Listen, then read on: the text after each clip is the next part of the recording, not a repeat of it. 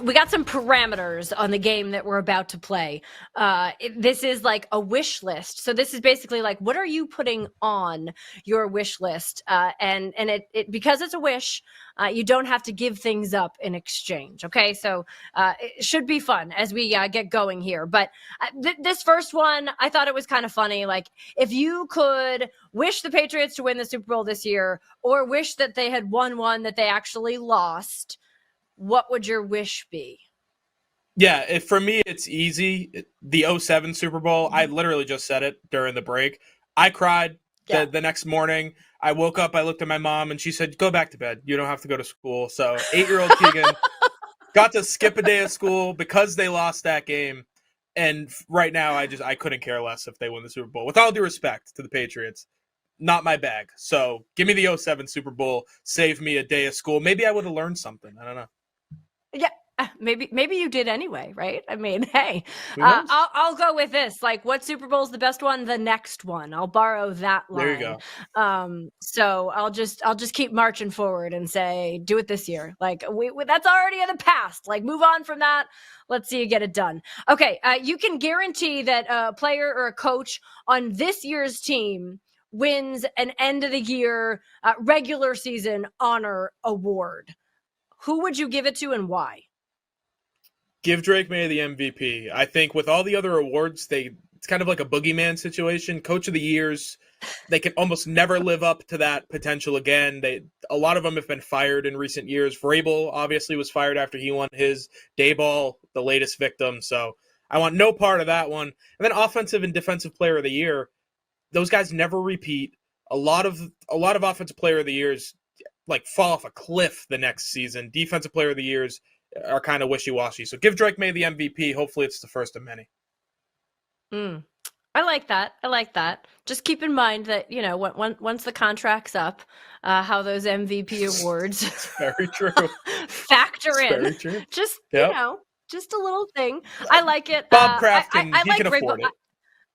Yeah, true. I like the Vrabel Coach of the Year. I mean, I think, the notion of like, come on, like, just, we've already seen Tennessee feel like they wish they were in the seat that the Patriots are now in.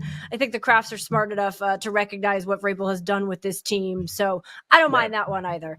All right. You can acquire any player in the league just as a wish. So you don't have to give anything up. Who would you take and why? Myles Garrett and his 18.5 sacks. Give them to me. It's the one thing the Patriots really don't have is just a guy who can get after the quarterback. So give me Myles Garrett. I think they would immediately be the best team in the NFL. Even over all these NFC teams that are unbelievable, you put a true difference maker, pass rusher on that defense, and I think they're the best team in the NFL. I would just love to watch Myles Garrett each and every week on a team that actually can score the ball as well, right? Not just because of what he does defensively. Like, that would be amazing. No kidding. Like, that's mine. Like, because he's just, he's awesome to watch. And I would take that in a heartbeat. I think it changes so much of your team to have the player that Myles Garrett is and the professional that he is. Just the way he goes about his craft. I think that's significant too. And I think he would fit in to the culture and the foundation that Mike Vrabel continues to build here in Foxborough. All right, retired player, retired New England Patriot that you could add to this team. Who would it be? So I thought about like 40 different people. Brady was the easy one, but that's stupid because they have a good quarterback.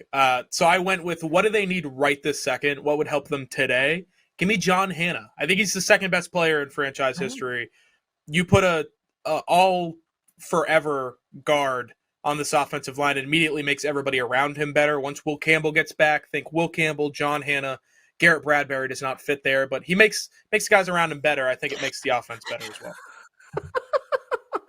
I like that one. I can see that. This one was hard for me because I feel like there's so Yeah. many different things that you could do, right? Like, do you add like the speed that Randy Moss could bring you, and does that help to, benefit you? Do you add, a big D tackle and Vince Wilfork, right? Like, and how that could change the dynamics as well. I don't know. Do you add like Brewski and everything that he did from that linebacker position? There's so many different ways that you can go. I think I'll go Vince Wilfork. He's been obviously in the news lately, but I kept going round and round, and that's where I kept coming back to. So it's a fun wish to think about.